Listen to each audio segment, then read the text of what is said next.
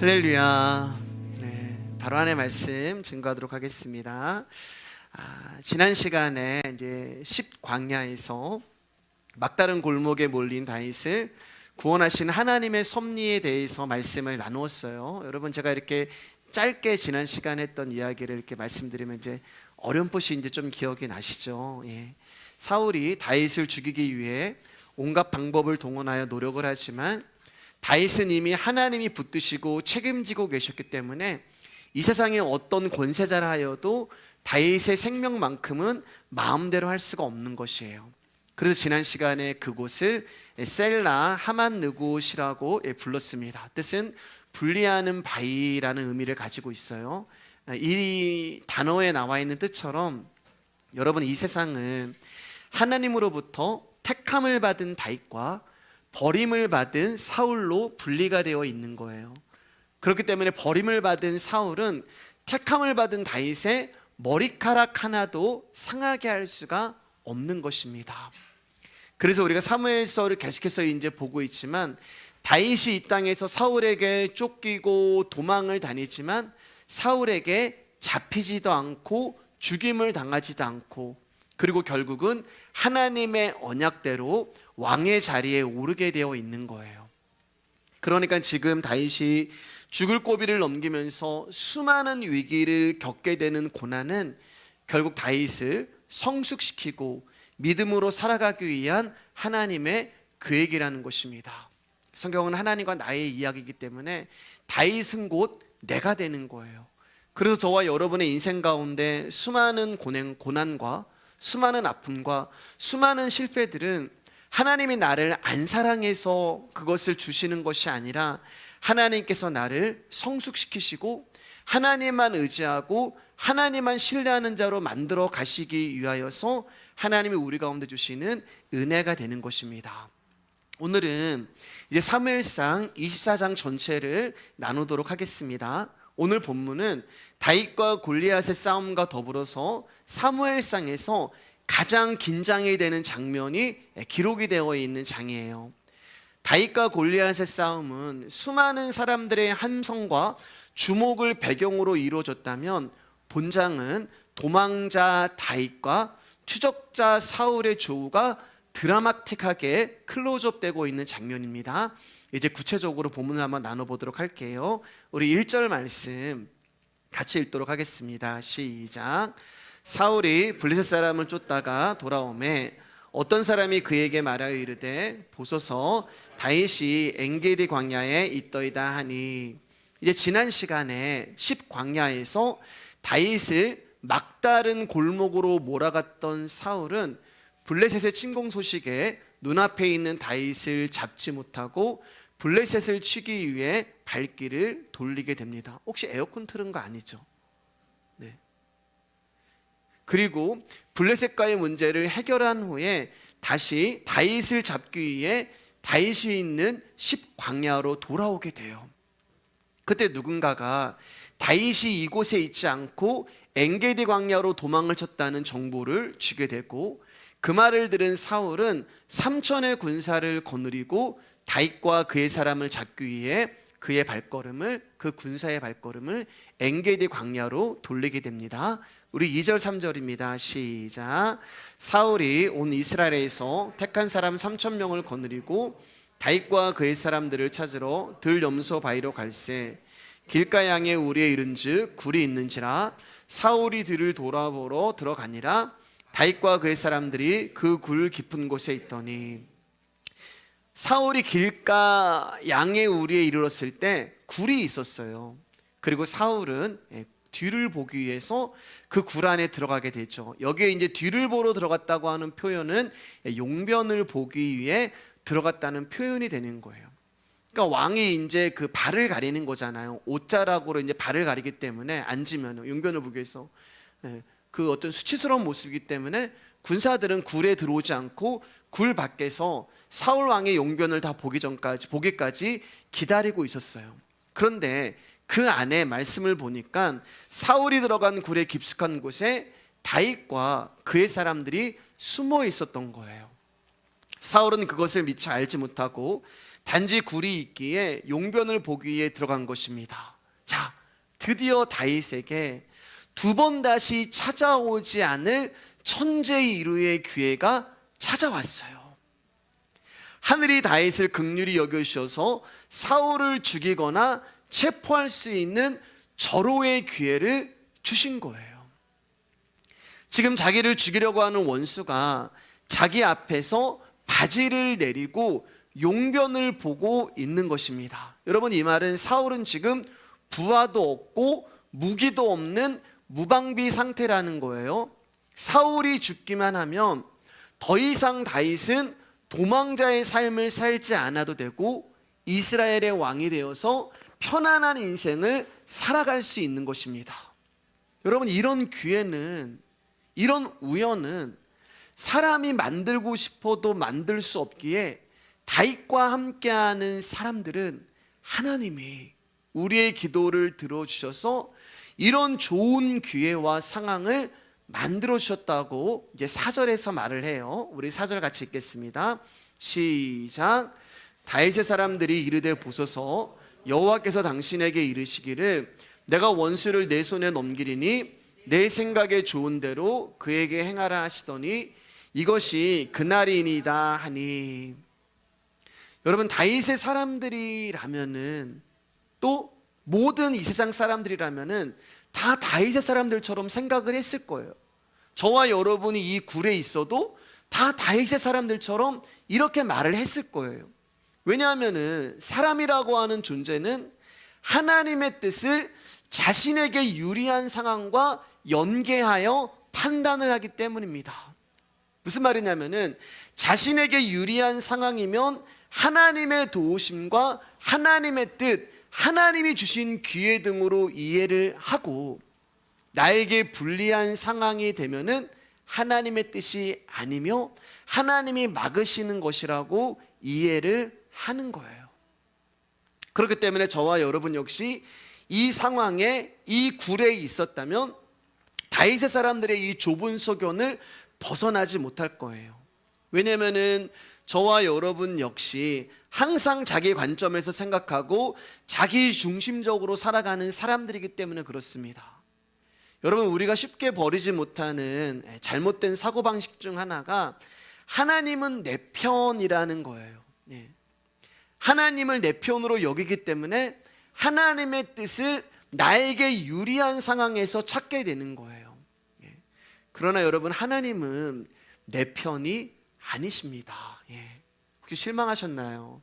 하나님은 우리의 편이 되실 수 없는 분이세요. 왜냐하면 저와 여러분들은 악한 자이기 때문에 그래요. 하나님은 선하신 하나님이신데 어떻게 악한 자의 편에 서실 수가 있겠어요? 제 말이 아니에요. 마태복음 7장 11절 말씀 읽어주세요. 시작. 너희가 악한 자라도 좋은 것으로 자식에게 줄 줄 알거든 하물며 하늘에 계신 너희 아버지께서 구하는 자에게 좋은 것으로 주시지 않겠느냐. 여기 보면은 예수 그리스도가 분명히 말씀하잖아요. 너희가, 우리가 악한 자라고 분명히 말씀하는 거예요. 그렇기 때문에 저와 여러분들은 악한 자로부터 출발을 하는 거예요. 제가 늘 증거하는 이제 메시지의 핵심 중에 하나죠. 내가 누구인지를 알아야 된다. 저와 여러분들은 착한 사람으로 시작하는 것이 아니라 악한 자로부터 출발을 하는 것입니다. 존재적인 불능을 가지고 있는 사망, 어둠, 죽음, 이게 저와 여러분의 진짜 모습이에요. 그러면 악한 자라도 좋은 것을 자식에게 준다는 말은 무슨 뜻일까? 나는 악하게 살았지만 내 아들아, 내 딸아, 너는 착하게 살고 선하게 살아라, 이런 뜻일까요? 아닙니다, 여러분. 악한 자는 선을 알지 못해요. 그렇기 때문에 악한 자가 줄 수 있는 건 역시 악함밖에 없는 거예요. 그것을 좋은 것이라고 여기고 있을 뿐인 거예요. 그런데 그렇게 악한 자들 중에서 하나님이 선택하시고 부르신 무리들이 있다는 거예요. 악한 자들 중에서. 그리고 그 무리들에게 하나님은 당신의 언약과 계획을 이루어 가시는 거예요. 그러니까 하나님은 내 편이 아니라 악한 자인 저와 여러분에게 찾아오셔서 저와 여러분들을 당신의 언약을 이루시고 당신의 계획에 순종하는 자로 저와 여러분들을 하나님의 편으로 만들어 가시는 거예요. 그게 우리의 인생이고 그게 우리의 삶이에요. 하나님은 내 편 아니라 하나님이 악한 우리들을 당신의 편으로 만들어 가시는 거예요. 그러니 여러분 뭐가 돼야 돼요? 여러분, 우리는 악한 자고 하나님은 선한 자잖아요. 하나님이 악한 자가 될 수가 없잖아요. 그러면 방법은 저와 여러분들이 하나님의 편이 되기 위해서는 우리가 선이라고 하는 존재가 되어야 한단 말입니다. 그럼 어떻게 악한 자가 선한 존재가 될 수 있을까? 제가 가로하고 물음표를 해놨잖아요. 이 말은 원어 성경에는 있는데 우리말 성경에 빠진 단어가 있기 때문에 그렇습니다. 이 단어가 뭐냐면 아우톤이라고 하는 단어인데 뜻은 그를이라는 뜻이에요. 자, 그러면 마태복음 7장 11절 말씀 다시 한번 읽어볼게요. 크게 시작. 너희가 악한 자라도 좋은 것으로 자식에게 줄 줄 알거든 하물며 하늘에 계신 너희 아버지께서 그를 구하는 자에게 좋은 것으로 주시지 않겠느냐. 그러니까 여러분, 우리가 성경을 정확하게 해석하지 않으면 자꾸 이 좋은 것을 내가 이 땅에서 원하는 소망과 욕망을 가지고 이 말씀을 가지고 오는 거예요. 하나님, 마태복음 7장 11절 말씀 가운데 악한 자도 자식에게 좋은 것을 주면 하나님은 나에게 좋은 거 주셔야 되지 않겠습니까? 그렇게 기도를 해요. 근데 그렇게 기도하는 거 안 들어줘요, 여러분. 왜냐하면 말씀에 그를이라고 분명히 정확하게 기록되어 있기 때문에 그렇습니다. 하나님이 우리 가운데 주시는 좋은 게 뭐예요? 예수님이란 말이에요. 하나님이 우리가 구하면 주시는 좋은 것은 이 세상에서 내가 부자가 되고 이 세상에서 내가 성공하고 이 세상에서 내가 높은 곳에 올라가는 것이 아니라 하나님이 우리가 구하면 주시는 가장 좋은 것은 그가 되는 거예요. 그분이 누구냐면은 예수 그리스도가 되는 거예요. 왜냐하면은 예수님만이 악한 저와 여러분들을 선한 존재로 바꾸실 수 있는 분이기 때문에 그렇습니다. 그러니까 언약은 어떤 문자나 글을 말하는 것이 아니라, 성경은 그저 글로 적혀 있는 그런 책이 아니라 존재를 말하는 거예요. 예수 그리스도라고 하는 존재가 나를 찾아오셔서, 악한 나를 찾아오셔서 나를 선한 존재로 바꿔버리는 거예요. 그래서 우리가 하나님 편이 되는 거예요. 하나님이 내 편이 되는 게 아니라 하나님이, 그래서 우리가 우리의 인생 가운데 이 일을 이루어 가시는 것입니다. 그러기 위해서는 여러분 어떻게 돼요? 말을 안 듣잖아요. 우리가 여전히 내 뜻대로 살고 싶어하고 내 마음대로 이루고 싶어하고 심지어는 하나님의 이름을 이용해 가지고도 내 욕망과 소망을 이루어 가려고 하잖아요. 그러니까 하나님을 내 편으로 만들고 싶잖아요. 근데 하나님은 아니야, 나는 네 편이 아니고 너를 내 편으로 만들어야 돼.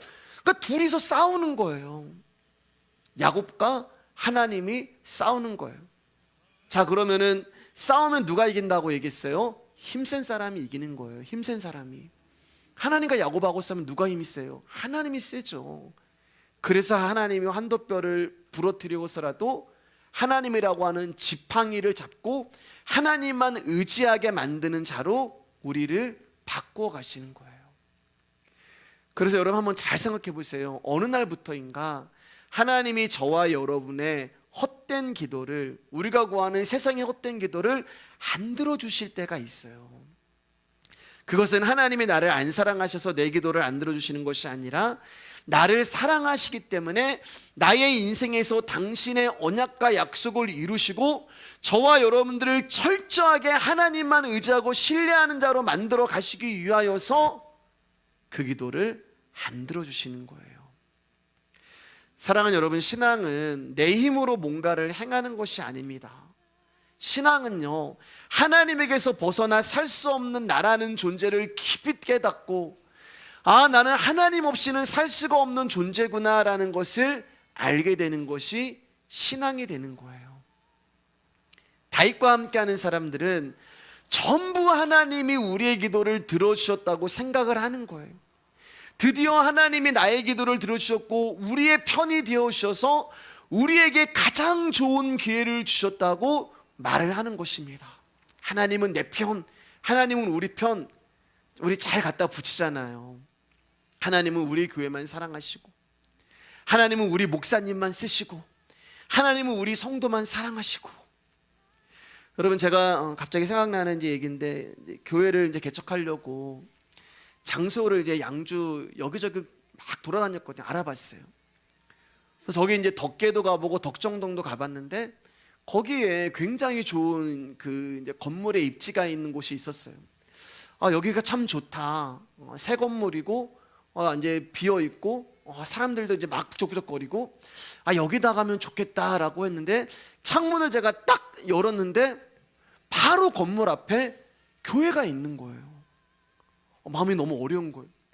그래서 저쪽 창문을 딱 열었는데 거기에도 교회가 있는 거예요.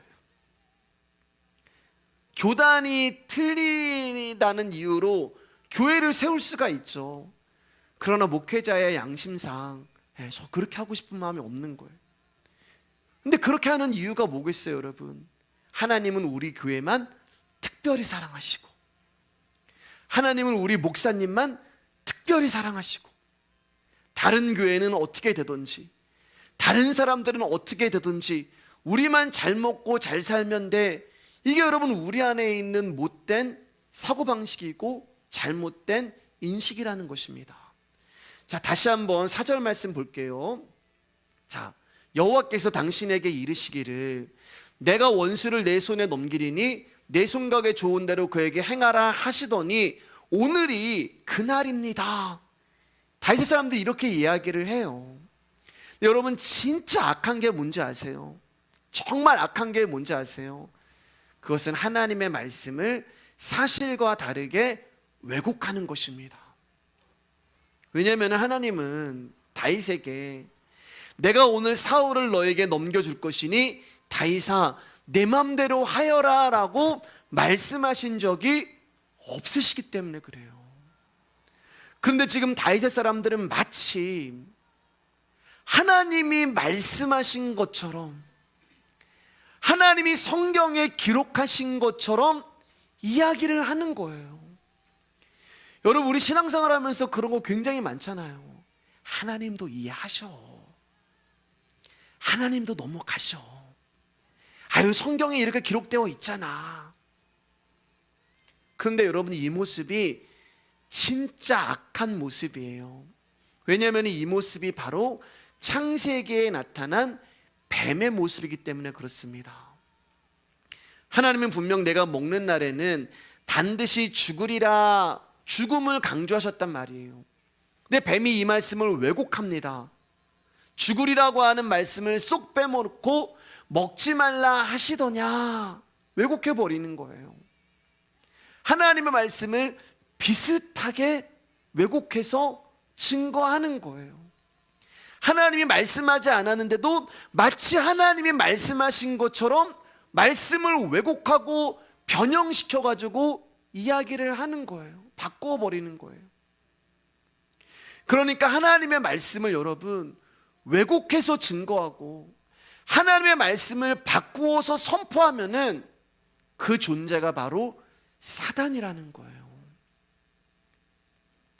그렇기 때문에 여러분, 이 강단에서 어떤 말씀이 선포되냐에 따라서 여러분들이 하나님의 생명의 말씀을 들을 수도 있고 마귀가 주는 음성을 들을 수도 있는 거예요.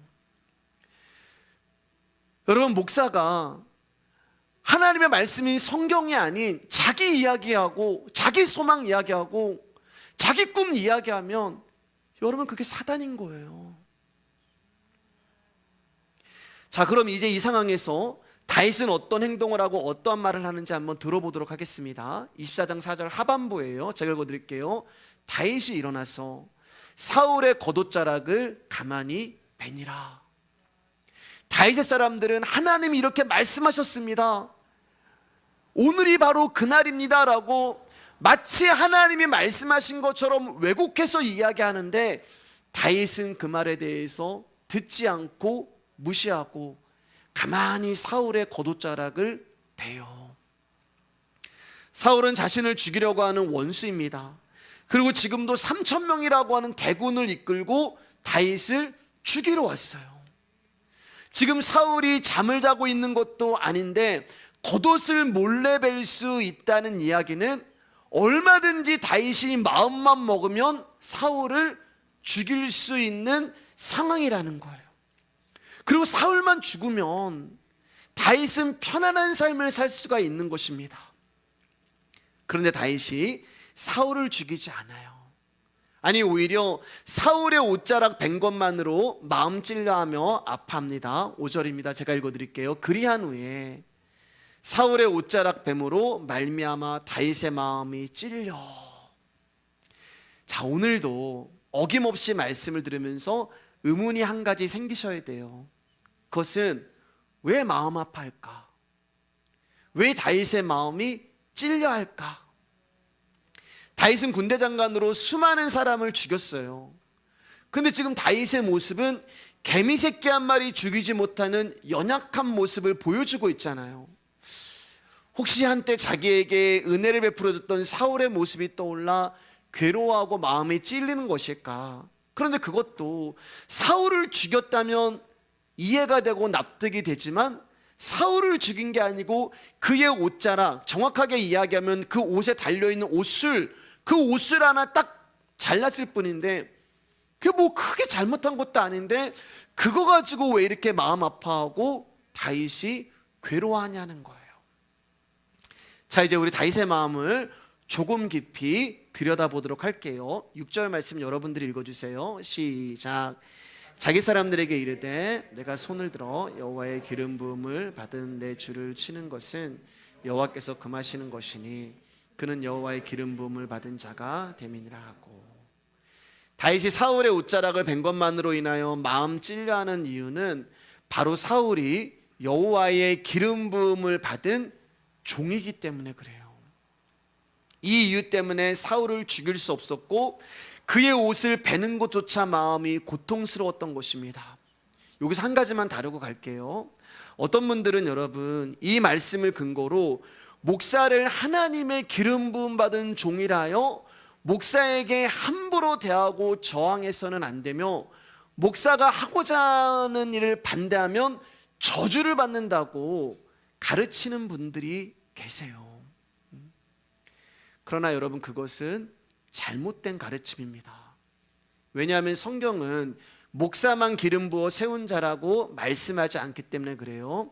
요한일서 2장 20절 말씀, 너희는 주께 받은 바 기름 부음이 너희 안에 거하나니 아무도 너희를 가르칠 필요가 없고 오직 그의 기름 부음이 모든 것을 너희에게 가르치며 또 참되고 거짓이 없으니 너희를 가르치신 그대로 주 안에 거하라. 고린도후서는 여러분들이 읽어주세요. 시작. 우리를 너희와 함께 그리스도 안에서 굳건하게 하시고 우리에게 기름 부으신 이는 하나님이시니 그가 또한 우리에게 인치시고 보증으로 우리 마음에 성령을 주셨느니라. 우리가 두 구절을 이제 봤지만 여러분 기름 부음은 어떤 특별한 사람에게만 부어지는 게 아니에요. 기름 부음은 하나님이 택하신 모든 성도에게 부어지는 거예요. 그리고 그 기름 부음의 정체가 뭐냐? 우리 마음에 성령을 주셨느니라. 그 기름 부음이 바로 성령님이 되는 거예요. 예수의 생명인 성령님이 거하는 모든 성도는 전부 기름 부음을 받은 자들이에요.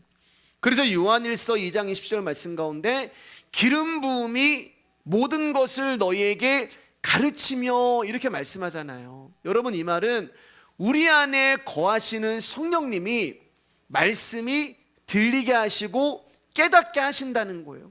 그렇기 때문에 목사가 가르치는 게 아니에요.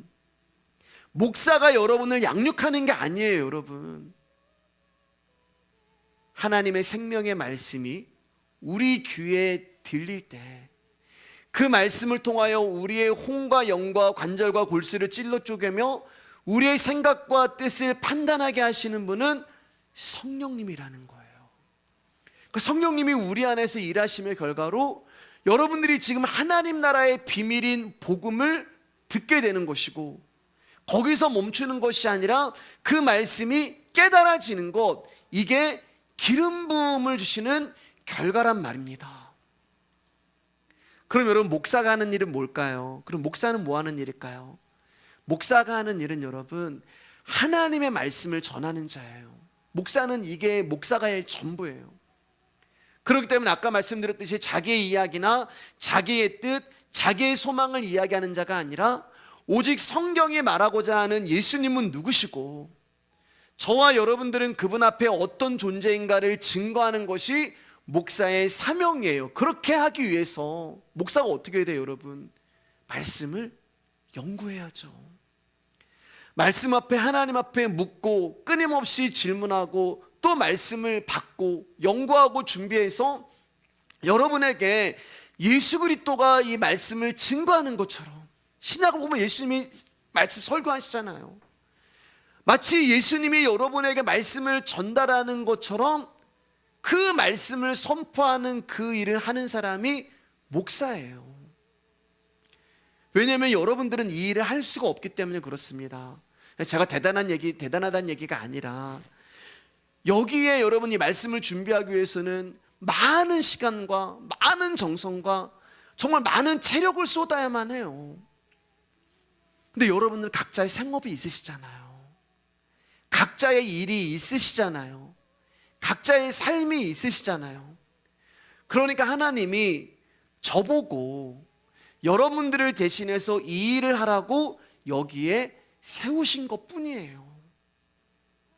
제 말을 안 들으면 여러분에게 저주가 임하고 목사님을 잘 섬기지 않으면 나에게 복이 안 온다, 그런 대단한 존재가 제가 아니란 말입니다. 그래서 지난 주일날 신년 예배 때 제가 2023년도를 맞이하면서 여러분에게 해야 할 일은 정확한 성경의 해석과 또 성경이 말하고자 하는 진리를 가르치고 전달하는 일이 저의 사명이라고 말씀을 드린 것입니다. 기름 부음을 받았다는 것은 신약의 입장에서는 메시아를 의미해요. 그러나 본문에서는 그런 의미가 아니에요. 왜냐하면 그러면 사울이 메시아가 되어야 하기 때문에 그렇습니다. 기름 부음이라고 하는 이 단어 안에는 한 가지 더 의미가 있는데 그 의미가 구별된 자라는 의미가 있어요. 그러니까 본문에서 사울이 기름 부음 받은 자라는 말은 하나님이 구별하여 세웠다는 의미가 되는 것입니다. 그러니까 이렇게 볼 때 다윗은 사울을 하나님이 구별하여 세운 자로 보았기 때문에 그를 죽일 수 없었던 것이고 그의 겉옷을 베는 것조차 마음이 괴롭고 찔렸던 거예요. 즉 사울이 자신을 죽이려 하는 원수라 할지라도 다윗은 사울을 원수로 보고 적으로 본 것이 아니라 하나님의 기름 부음 받은 자로 본 거예요. 그러니까 다윗의 시선은 사울이라고 하는 사람에게 있는 것이 아니라 그에게 기름을 부어주신 하나님을 보고 있었던 거예요. 여러분, 사울은 악령에 시달리며 무고한 사람들의 피를 흘리는 폐악한 왕입니다. 그리고 하나님으로부터 이미 버림을 받았으며 백성들도 이미 사울에게서 마음이 떠났어요.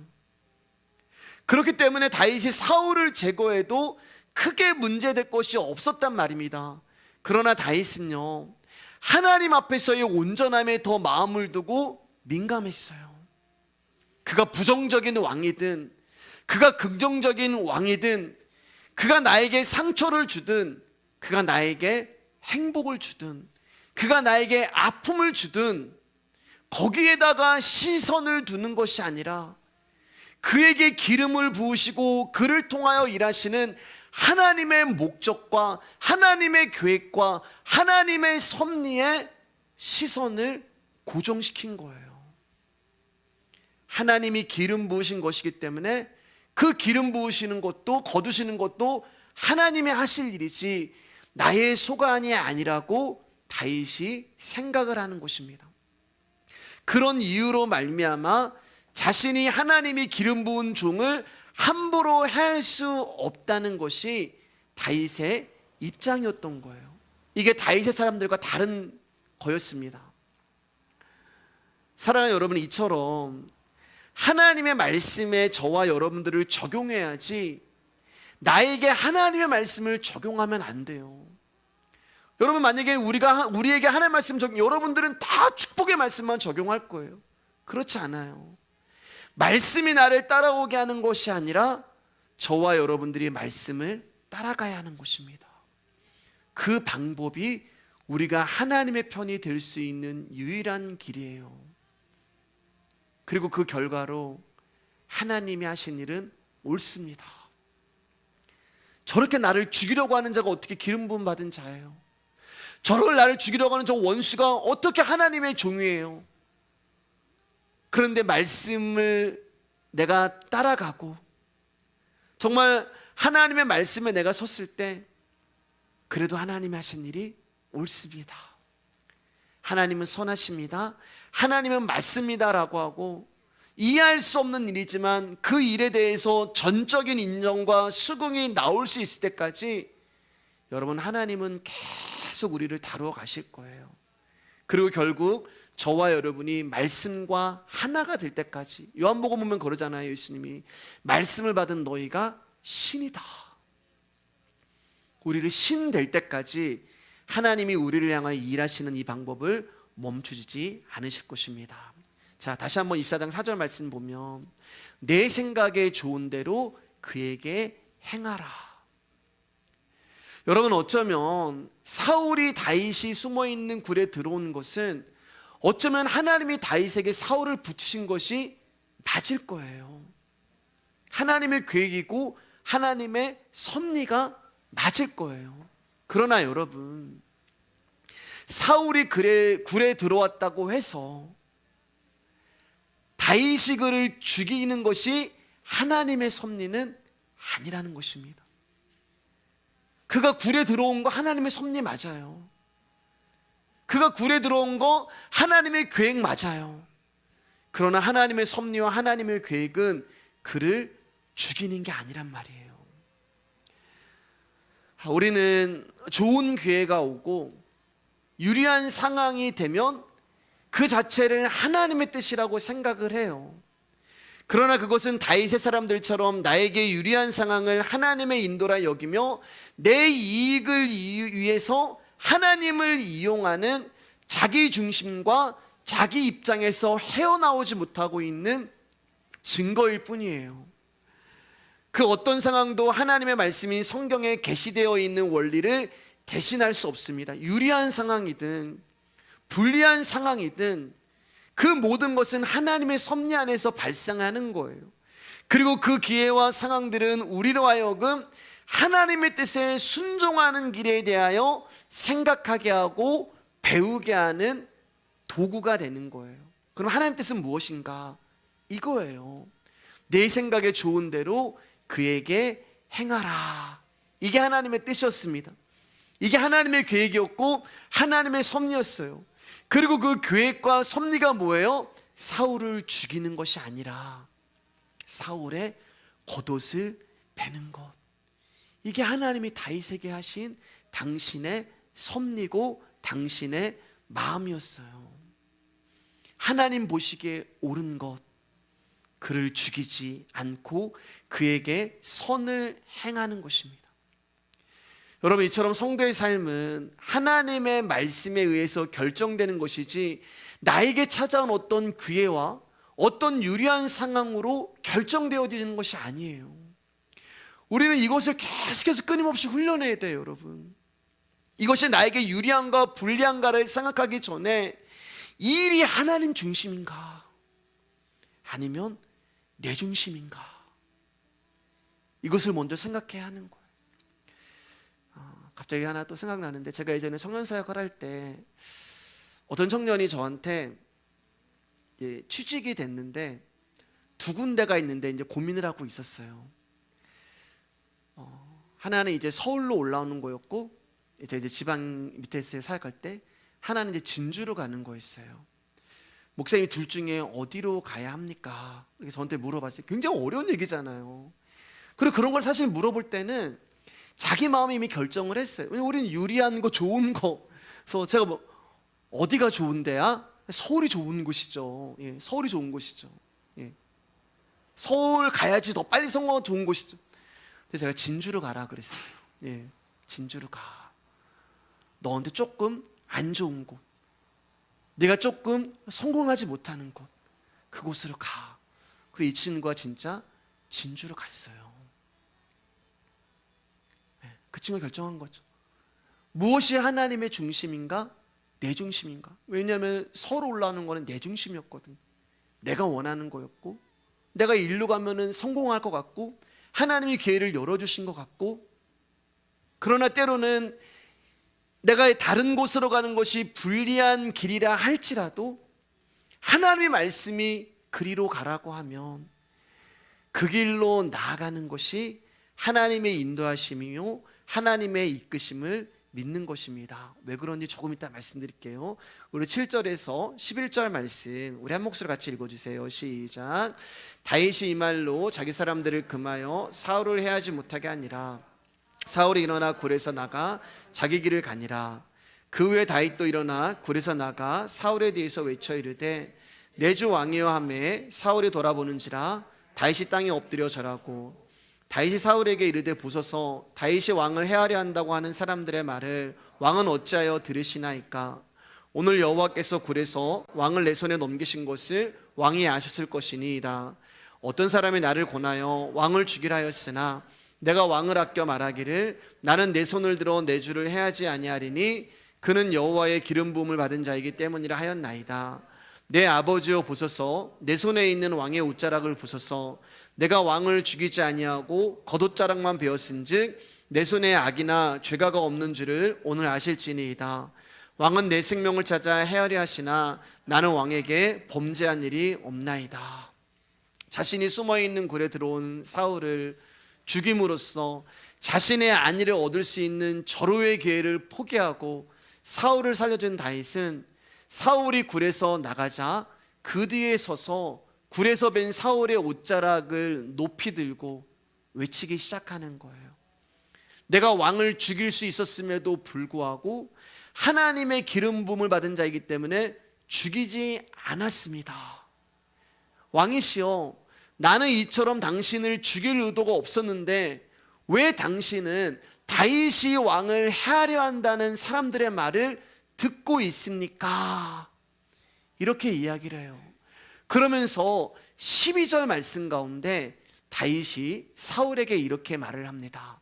여호와께서 나와 왕 사이를 판단하사 여호와께서 나를 위하여 왕에게는 보복하시려니와 내 손으로는 왕을 해하지 않겠나이다. 지금 여러분 다윗이 12절에서 여호와께서 나와 왕 사이를 판단하사 이렇게 얘기하잖아요. 여러분 이 말은 지금 어떤 말이냐면요, 다윗이 사울과의 모든 문제를 하나님 앞에 맡겨버리고 있는 거예요. 다윗은 지금 자신과 사울 사이에 하나님을 개입시키고 있잖아요.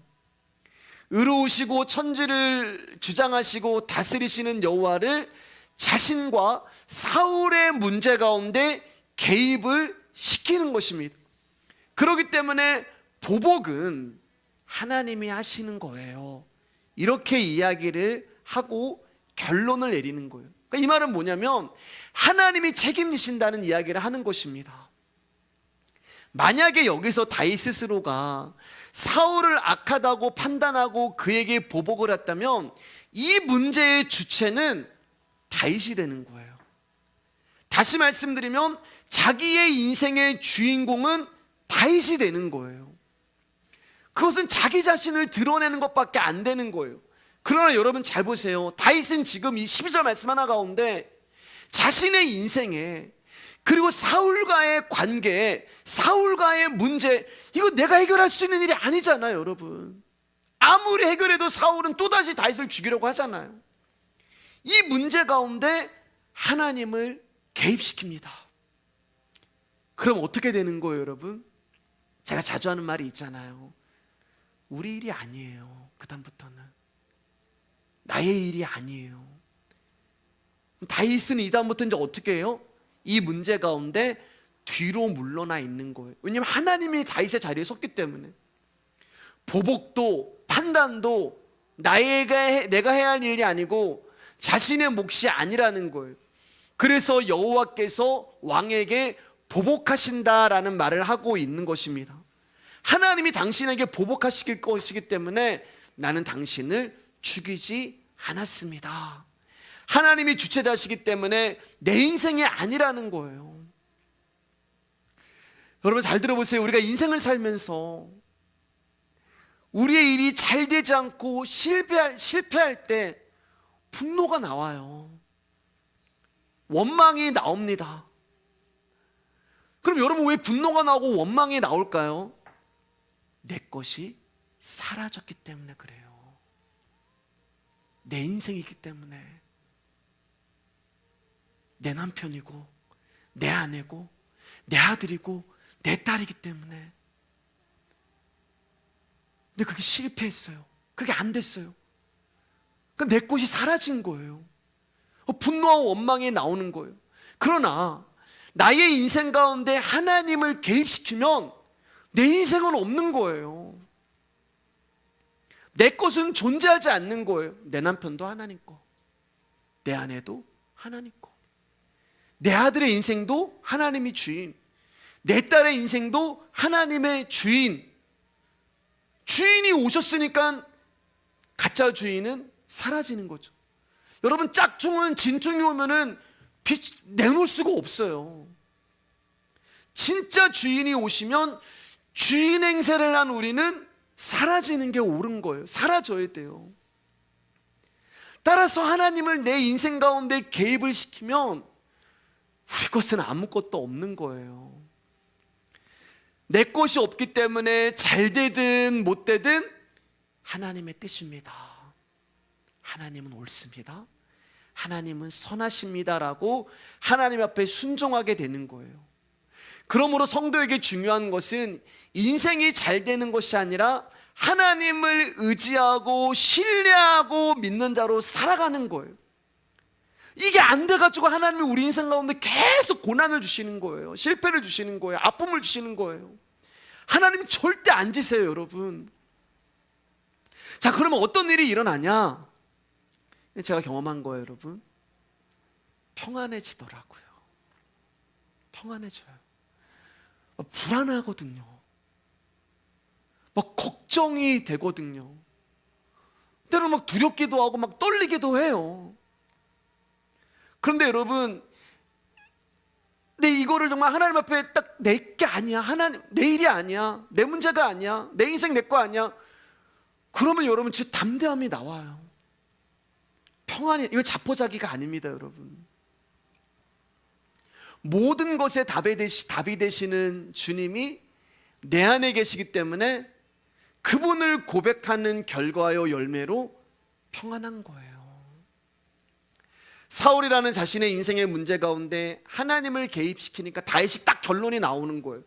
그래, 이거 내가 못 이겨. 이거 내가 할 수 있는 게 아니야. 사울과 싸우는 거 내 힘으로 어떻게 이겨? 내가 할 수 있는 게 아니야. 하나님이 판단하시고 보복하실 거야. 그러면서 자신의 인생의 판단자의 자리에서 다윗이 내려오고 그 자리에 하나님이 앉으시는 거예요.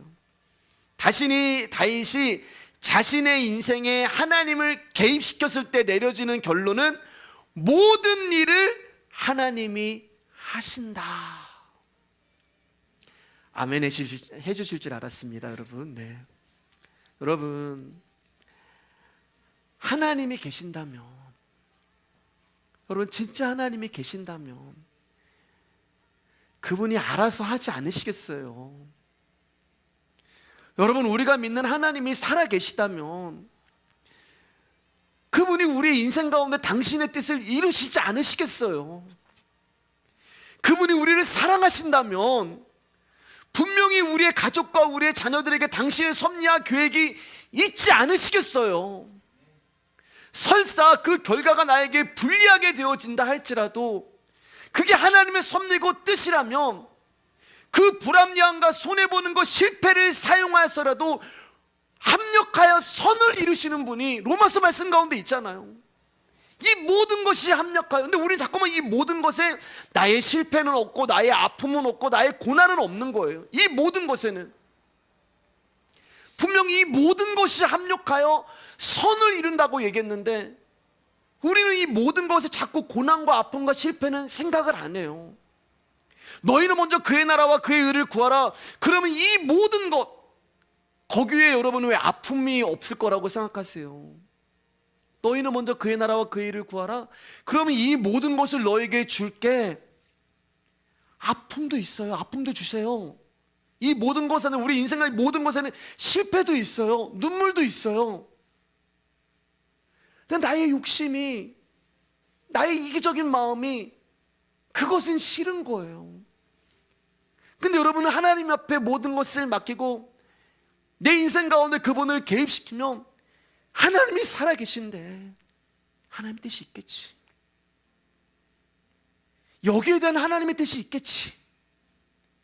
이 일에 대한 하나님의 계획이 있겠지.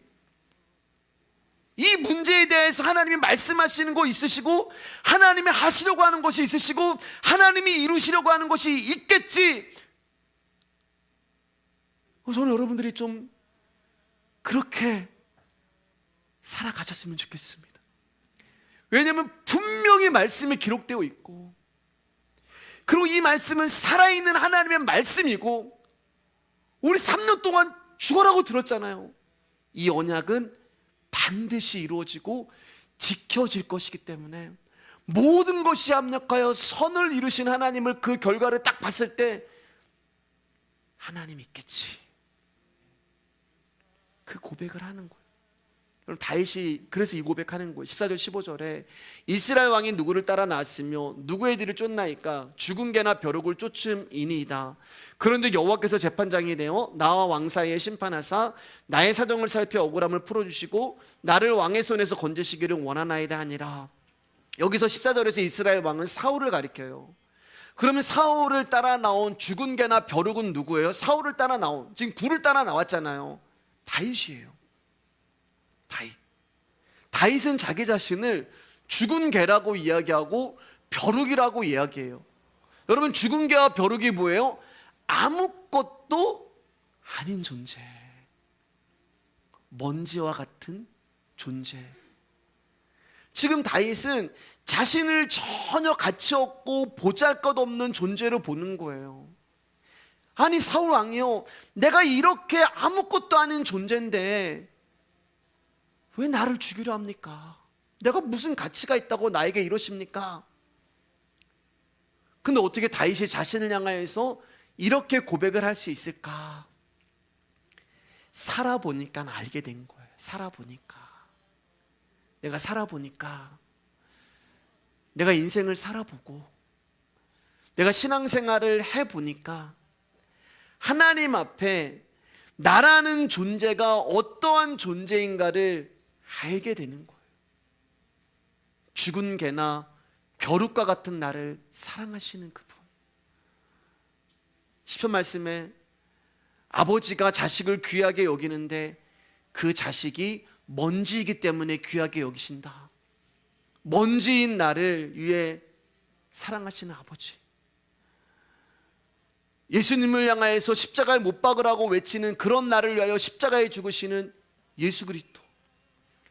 다윗이 살아보면서 하나님의 어떤 존재인가를 알게 되니까 이 고백을 하는 거예요. 그리고 나를 찾아오신 그분께 그 은혜와 사랑을 고백하는, 사울에게 얘기하는 거예요. 사울 왕이요, 나도 이런 존재인데 하나님이 나를 사랑하시는데 왜 나를 쫓습니까? 제발 하나님 좀 바라보세요. 제발 하나님의 은혜와 사랑을 좀 바라보세요. 그러니까 다윗은 모든 주체를 하나님께 두고 있는 거예요. 자, 이제 말씀을 정리하겠습니다. 16절 17절 어제 읽겠습니다. 시작. 다윗이 사울에게 이같이 말하기를 마침에 사울이 이르되 내 아들 다윗아 이것이 내 목소리냐고 소리를 높여 울며 다윗에게 이르되 나는 너를 학대하되 너는 나를 선대하니 너는 나보다 의롭도다. 지금 다윗의 말에 사울이 눈물을 흘리면서 자신의 잘못을 인정하죠. 그러나 여러분, 이것은 일시적인 감정일 뿐이에요. 왜냐하면 여기 사울이 뭐라고 고백하냐면은 너는 나보다 의롭도다 이렇게 고백을 해요. 이 말은 너는 나보다 조금 낫다라는 뜻이에요. 너는 의롭고 나는 악하다 이렇게 말했어야 돼요, 여러분. 사울이 회개하고 돌이키면. 근데 너는 나보다 여전히 자기를 드러내고 있잖아요. 네가 나보다 조금 겸손해. 그래, 네가 나보다 조금 착해. 이런 말이 되는 거예요. 그렇기 때문에 사울이 다시 다윗을 죽이려고 오는 것입니다. 자, 우리 마지막으로 20절, 21절, 마지막이 아니군요. 어쨌든 이제 오늘 본문의 마지막에 20절, 21절 넘어가 주시고요. 20절, 21절 읽겠습니다. 시작. 보라, 나는 내가 반드시 왕이 될 것을 알고 이스라엘 나라가 내 손에 견고히 설 것을 아노니 그런즉 너는 내 후손을 끊지 아니하며 내 아버지의 집에서 내 이름을 멸하지 아니할 것을 이제 여호와의 이름으로 내게 맹세하라 하니라. 여러분, 지금 사울의 고백인데 잘 보세요. 사울이 뭐라고 얘기하냐면, 보라, 나는 내가 반드시 왕이 될 것을 알고 이스라엘 나라가 내 손에 견고히 설 것을 아노니. 사울이 안다고 얘기하는 거예요. 지금 이 말은 소곤소곤하는 게 아니라 모든 양편의 군대의 병사들이 다 듣는 자리에서 사울이 자신의 입을 벌려서 큰 소리로 공표하고 있는 거예요. 나는 네가 이스라엘 왕이 될 것을 안다. 근데 사울이 이걸 언제 알았을까? 요거 이제 짧게 보고 말씀 마칠게요. 사무엘상 15장을 보면 사무엘이 사울에게 하나님이 이스라엘 왕을 이미 다른 사람으로 세웠다고 예언하는 장면이 나와요. 그리고 사무엘이 예언한 사무엘상 15장의 그 내용을 지금 사울이 자기 입으로 고백하고 선포하고 있는 거예요. 자, 우리 사무엘상 15장 27절 말씀, 이제 말씀 다 끝났어요. 사무엘이 가려고 돌아설 때 잘 보세요, 여러분. 사울이 그의 겉옷자락을 붙잡음에 찢어진지라. 사울이 왕이 되고 아말렉을 진멸하라고 하는 명령을 받았으나 온전히 순종하지 않죠. 그리고 이 일을 통하여 하나님이 진노하시고 사무엘은 하나님께서 사울을 버리셨고 다른 왕을 이미 세웠다고 말씀하십니다. 그러자 사울이 사무엘의 겉옷을 붙잡고 하나님의 뜻을 돌이켜달라고 간청을 해요. 그때 사무엘이 그 간청을 뿌리칠 때 사울이 붙잡고 있던 사무엘의 겉옷이 찢어지는 일이 발생을 합니다. 그리고 28절에서 사무엘이 이렇게 이야기해요. 여러분 읽어주세요. 시작. 사무엘이 그에게 이르되 여호와께서 오늘 이스라엘 나라를 왕에게서 떼어 왕보다 나은 왕의 이웃에게 주셨나이다. 여기 떼어라는 말이 찢어진다라는 뜻이거든요. 찢어진다. 겉옷이 찢어졌잖아요, 사무엘에. 그리고 그 일이 오늘 사무엘상 24장에서 일어난 거예요. 사울의 겉옷자락이 다윗에게 찢어져서 다윗의 손에 있는 것입니다. 언약이 이루어지는 거예요. 무슨 말씀을 마지막으로 드리고 싶은가 하면은, 여러분, 하나님의 언약은 반드시 이루어져요. 저와 여러분들 사랑하신다고 말씀하셨잖아요.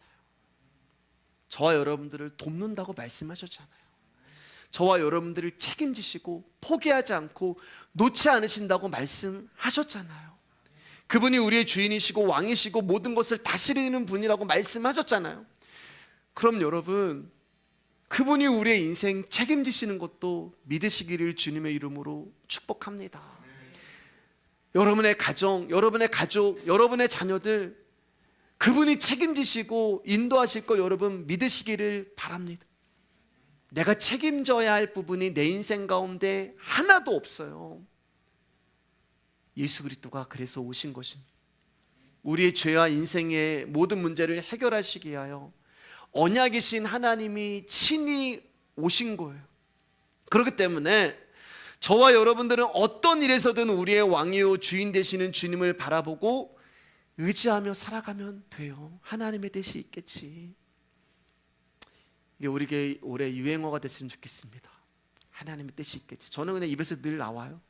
하나님의 뜻이 있겠지. 뭐가 안 되면 하나님의 뜻이 있겠지. 잘 돼도 하나님의 뜻이 있겠지. 한번 해볼까요? 하나님의 뜻이 있겠지. 우리 같이 찬양하도록 하겠습니다.